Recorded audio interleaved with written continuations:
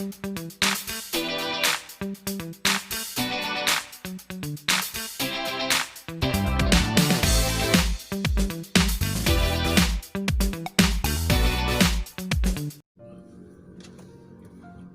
sambil istirahat di sini dulu ya. Oke.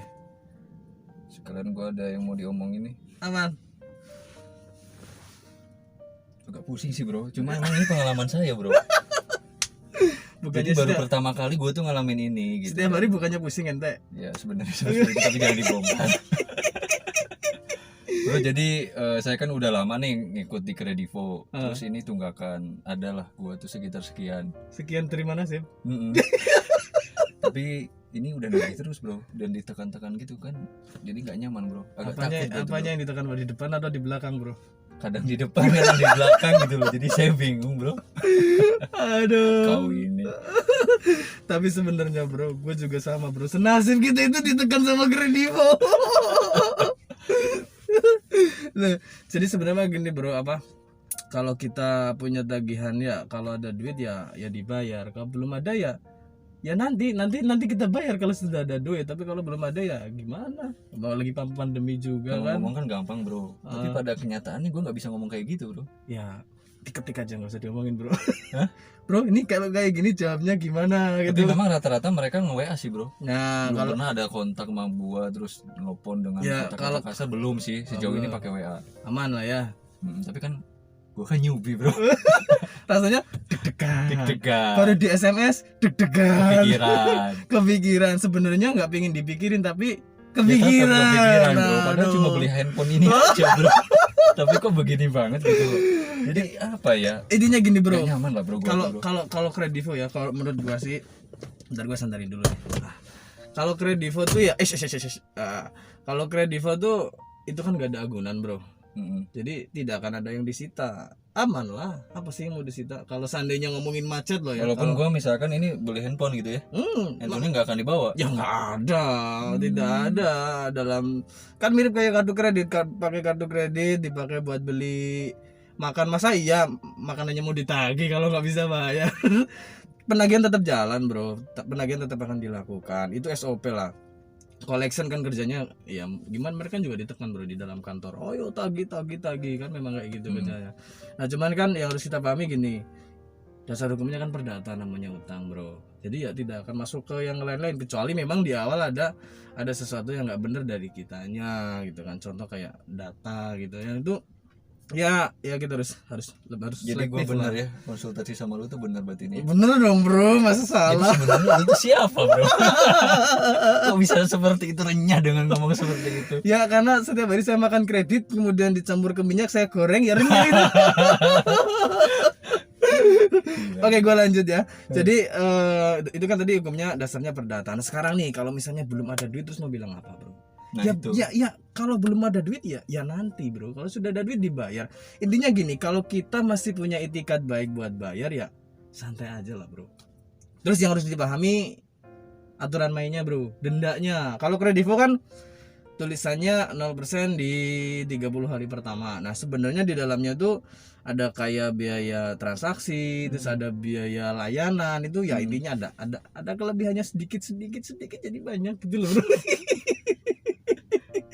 Dan itu lumayan. Intinya gini, berapa sih bunga jika kita lewat dari jatuh tempo? Rollingannya tuh berapa? Nah Kredivo sampai detik ini ya, tertanggal 6 Oktober 2020 itu masih nerapin sistem yang kalau misalnya telat lewat dari jatuh tempo itu, meskipun cuma 1 menit bro, gue pernah ngalamin dan itu sering karena kemampuan bayar gue itu kadang meragukan gitu. Itu langsung dihitung 1 bulan bro. Kenanya di angka 10%. Contoh transaksi tagihan 1 juta bro. Ini masih aman nih bro. Nah sehari, 2 hari, 3 hari sampai ke 30 hari ya kan, 1 bulan itu kita lewat nih tak 1 menit aja tuh ngena bro, des langsung jadi 1.100.000. Terus 100 ribunya ngap nggak bro? Enggak bro, lumayan. Sekarang lagi krisis ini. Krisis Dayanti ya. Iya. Nah kalau udah kayak gitu biasanya kita akan ditagih tuh bro. Kayak gue kemarin nih, gue ditagih. Nah itu yang harus dipahamin, sehari, 2 hari, 3 hari, 4 hari, atau bahkan sampai nembus bulan depannya lagi, ya sama, itu tetap hitungannya 100.000 atau 10%-nya dari billing terakhirnya itu. Rinciannya udah gua pernah bahas di video sebelumnya tentang hati-hati dalam memakai Kredivo. Itu adalah tujuannya biar apa? Biar kita sebagai debitur itu bijak dalam menggunakan Kredivo dan paham aturan main dari si Kredivo itu sendiri. Jadi biar nggak nanti ada tagihan kaget gitu kan. Saya juga kaget kalau ditagih bro, ditagih aja kaget bro, apalagi datang beneran kolektornya itu. Tapi ada kemungkinan mereka tuh datang nggak sih bro? Ya kalau namanya lembaga keuangan kayak gitu ya pasti ada lah yang namanya pihak collection. Cuman kan untuk saat ini di beberapa wilayah kota-kota besar aja lah. Kalau yang agak ke dalam lagi ya sulit dijangkau, Sulit paling ya. WWA aja lah gitu kan. Nah ini gua kasih sampel nih bro yang gua hadapin kemarin. Ini cara gua Gimana, ngadepin desk collectionnya si Kredivo. Gua share juga ya sama teman-teman nih. Nah ini bro, gua juga nih sama ditagih sama Kredivo ya kan. Oh bener ya. Nah gua kasih lihat dulu nih. Lu tuh bener ya berarti pro di atas bro. Newbie konsultasi ke pro bro. Bener. Prodol gitu ya. Nih biasalah bahasa penagihan kan seperti ini. Suruh kita lakukan pembayaran, enggak assalamualaikum enggak apa gitu, tiba-tiba langsung pelanggan yang terhormat, tapi enggak masih Ya, mungkin dihormatin. dia Masih cuci. dihormatin bro. Atau mungkin dia nonis lah bro. Oke, intinya gini, ada kata-kata belum kami terima, ini masih wajar, pembayaran Anda sudah berada di 11 hari. Nah, ini yang gua bilang. 11 hari setelah jatuh tempo. Artinya apa? Mau 12 hari, 13 hari, 14 hari atau bahkan sampai tembus 25 hari setelah jatuh tempo. Rollingannya kan tetap 30 hari, tetap 1 bulan. Ya kalau belum bisa bayar ya sudah, nanti kalau sudah ada kita selesaikan. Ini masih gua diemin. Di WA lagi. Jam berapa hari ini mau dibayarkan? Ini kan udah kata-kata yang modelnya tuh collection banget gitu ya. Jadi ya ini kadang nggak nyenengin. Terus ada lagi jam 2 WA lagi kayak gini. Sampai saat ini kami belum terima dana masuk dalam waktu hari ini, maka kami akan melanjutkan status investigasi karena kami sudah berikan Anda waktu 11 hari. Gue paling gak seneng bro kalau ada kata-kata Anda itu kesannya kayak gimana gitu ya bro. Terus tiba-tiba sampai saat padahal udah WA jam 9 masih aja ya. Tapi ya itu kerjanya memang seperti itu. Tapi ya oke lah, kita masih oke, kita note, kita underline. Langsung gua balas kayak gini, lah ya memang belum. Apa kamu memang diajarin buat nge-WA nasabah dengan kata-kata hari ini jam ini? Itu ngeselin gak sih bro? Hari ini jam ini. Bener. Memang kita ada konfirmasi mau bayar hari ini? Memang kita ada kesanggupan mau bayar hari ini? Kan tidak ada. Artinya ya sudahlah, diam dulu lah. Nanti juga nasabah ngerti. Silahkan diinvestigasi, gue bilang. Karena kenapa gue bilang silahkan diinvestigasi? Karena ya dia mau investigasi, dikiranya data kita ada yang nggak benar. Ya silahkan saja. Orang kita kredibel gitu ya. Anda silahkan investigasi. Nah, terus doi bilang kayak gini. Baik, Baik, kami akan jalankan prosedur yang telah Anda setujui di awal peminjaman. Ini udah main kata-kata sebenarnya bro. Langsung gue bilang kayak gini. Anda yang cari-cari pola. Dia udah bikin menggiring kita untuk benar-benar seperti orang yang melakukan kesalahan dan dosa besar gitu loh bro. Bener. Itu yang gue rasain sih bro. Iya. Terus gue bilang kayak gini, saya nggak ada urusan sama Anda. Kita cut bro, kalau kayak gitu kita cut aja. Saya nggak ada urusan sama Anda. Telat sehari sampai sebulan bunga juga sama. Ini kalau ngomongin aturan main ya. Oke, next gue bilang kayak gini, nggak usah bikin pola. Saya bukan orang bodoh yang akan termakan kata-kata karyawan kayak kamu. Ini kenapa gue bilang kayak gini? Kita jatuhin bro mentalnya doi.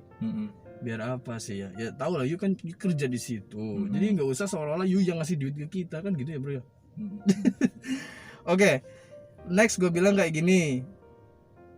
Telat ya kena denda. Nggak usah sosokan berlagak kayak kamu yang punya duit. Ingat, kamu cuman kerja di situ. Sekali lagi kamu bermain kata-kata shock terapi, saya akan lapor ke OJK. Nah ini teman-teman, pentingnya kita ngerti apa sih sebenarnya OJK itu, siapa OJK. Jadi itu buat kontrol kita ketika terjadi hal yang tidak diinginkan, terutama dengan masalah transaksi kredit. Itu harus di hold. Gue disclaimer dulu ya sebelum gue kebablasan. Gue nggak pernah menjatuhkan pihak Kredivo atau manapun, dan gue juga tidak bermaksud untuk menjelek-jelekan pihak manapun. Di sini gue hanya ingin teman-teman tuh ngerti bahwa ada batasan dalam proses penagihan kredit. Kalau kita bandingin collection pinjol sama bank, bagusan mana? Oh ini levelnya beda ya teman-teman. Bank itu jauh lebih enak dalam penagihannya, beda sama fintech, beda sama pinjol ya. Jadi bukan kita underestimate, tapi kebanyakan rata-rata sih Ya seperti itulah. Jadi kalau teman-teman yang ada di bank pasti ngerti lah gitu kan gimana etika yang harus dipakai dalam menagih ke nasabah. Oke, next kita bahas lagi. Aplikasi Kredivo masih nempel di HP saya, bisa dipahami? Gue bilang kayak gitu. Nah terus doi bilang kayak gini, kami tim penagih Kredivo, jadi kami tunggu hari ini.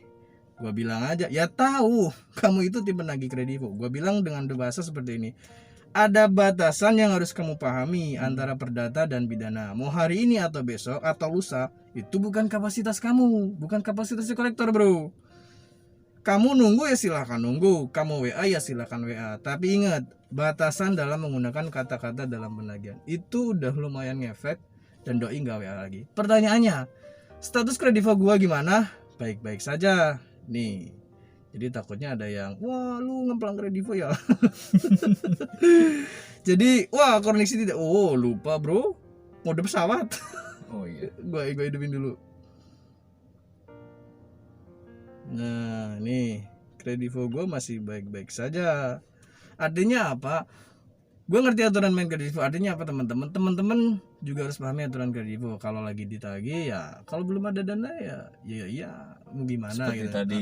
Kalau sudah ada ya diselesaikan. Nah nih Kredivo gue baik-baik saja dan gue punya limit di angka 20.300.000.